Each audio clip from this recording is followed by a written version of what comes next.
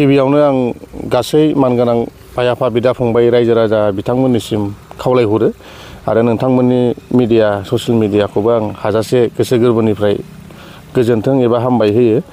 दा गोबां सिगांनिफ्रायनो खस्थ' खालाम दिनै इसोरनि अननायाव जाफुंसारनो हाबाय जे नैबे जोंनि कारिगावनि ओरै सोनाबहा फैनानै कारिगावनि 1 किल'मिटार बेयावहाय धनपुर होननाय मोनसे जायगा दङ एबा ओनसोल बेनि गेजेराव आरो दा हाफु बारफु फेमिलि हटेल एन्ड धाबा दा बेयावहाय गोबां रोखोमनि जाग्रा जेरोखोम जोंनि बर'नि एबा नर्थ इस्टनि गोबां मोजां आइटेम लकेल खुसिया बिदिनो एम्फौ इन्दि एम्फौ आरो अमा नाथुर अक्ट'पास आरो साम' ना लकेल बेफोरबायदि बुस्थु जोंनाव मोनगोन आरोखि।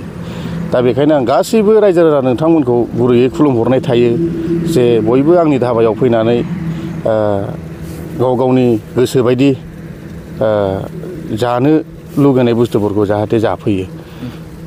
जिहेतु ग्राहक जानायनि बेसेनफ्रा जोंनाव खोब खमावनो मोनजागोन आरो जोंहा मिरामिस आइटेमावहाय बा ओंखामजों लोगोसे गोबां बिदिनो बोथोर नायै बोथोर दा गोजां बोथोरनि जामु जेरोखोम ओंखामजों लोगोसे दालि अनला लोगोसे आलु बाथोन लाइ भाजा बिदिनो टमेट' गोरलै बाथोन गोबां माने जाग्रा मुवा जोंनाव मोनजागोन आरोखि। गारि पार्किंनि सुबिदाफ्रा माबायदि दं? गारि पार्किंआथ' गोबां गारि पार्किंआथ' गैयाबाबो आधा बिगानि बारायानो दंखायो जोंनावहाय माने हाइवे सेर जाबाय नालाय गोबां बेयाव ट्राकफोरबो हाबनो हागौ बासफोरबो हाबनो हागौ आरो गोबां गारि फिसा मटर साइकेल आरो जोंना बे पार्किंनि खाथियावनो दाबावैनो गारि सुग्रा एबा कार वास जों बेखौबो गायसननो नागिरबाय आरो दा बेयाव गारि सुनायजों लोगोसे गोसोबादि जानो लोंनो बे सुबिदाखौ मोनगोन आरो फेमिलि लानानै फैनो हागोन गासिबो फेमिलि फैयो बा सोरबा मोजां मोनलायनाय सोरबा इन्टारेस्ट खालामनो लुगैनाय फैनो हागोन आरो वेलकाम गासिनिसिमबो। औ लोगोसे बे जोंनि हाफु बारफु फेमिलि हटेल एन्ड धाबायावहाय सोरबाफोर बार्थडे पार्टि बा एनिभार्सारि बा सोरनिबा गोथार जुलि दा बेफोरखौबो खुंनो हानायनि जोंनाव सुबिदा दं आरोखि बे धाबायावहाय। उन्दैफोरनि गेलेनायनि सुबिदाखौ दा जों खालामथ'नो हायाखै खिन्थु जों एसे लासैनो जों खालामलांगोन आरो। माब्ला अपेनिं खालामनाय जाया नोंथांनि बे धाबाखौ जोङो अपेनिंआ थांनाय 15 जानुवारि बावाखै दिनैजों सप्तासेसो जाबाय खोमा जों अपेनिं खालामनाय जाबाय।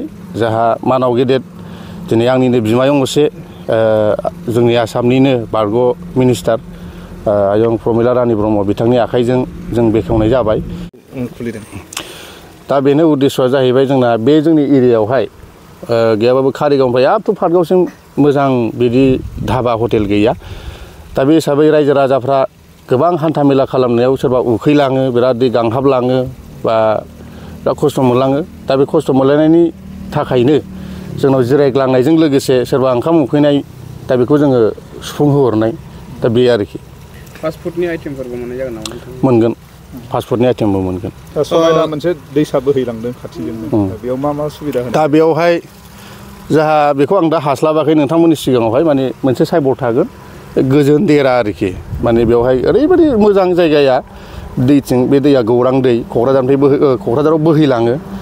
दा बेवहाय बिदिनो सोरबाफोर स्पेसियेलि जानो लोंनो गोसोबा बा पिकनिक बादि बेयावहाय थांनो हागोन आरो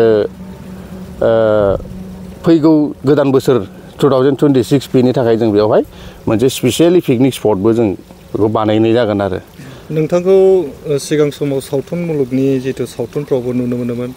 दा जिउआव थांना थानायनि थाखाय बयहाबो माने गोबां राहा लामाबो नागिरनांगौ जाना फैयो। दा सावथुन मुलुगाव ओंखारोमोन आरो दासिमबो ओंखारगोन सम मोनबानो सावथुन मुलुगावबो खामानि मावलांगोन।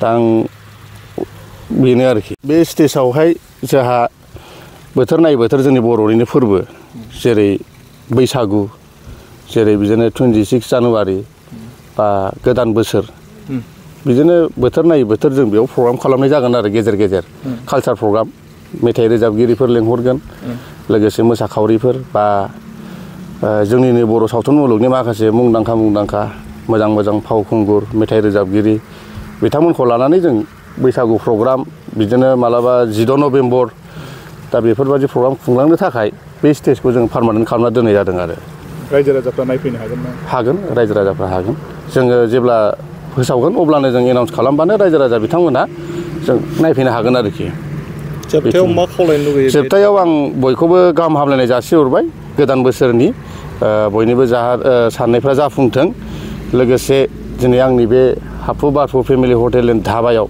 जाहाथे बयबो जाफैयो इन्टारेस्ट खालामफैनो हागोन बेरायफैनो हागोन आरो जोंहा दाथ' रिल्सनि मुगा जाहैबाय दा बे रिल्स बानायनो थाखाय हागौमानि गोबां खस्थ'नि गेजेरजों माखासे गोबां बुस्थु जों साजायना दोनदों जेरोखोमनि वाटारफल आरो ओरै माखासे बिबारनि माखासे बिराद मोजां मोजां डिजाइन जों बेखौ खालामना होनाय जादों आरो दा जोबनायाव बेखौनो आं बयनिसिमबो गाहाम हामलायनाय जासिहरनानै जाहाथे नैबे आंनि हाफु बारफु फेमिलि धाबायावबो जाहाथे बयबो जाफैयो बेनो आरोखि गोजोन्थों।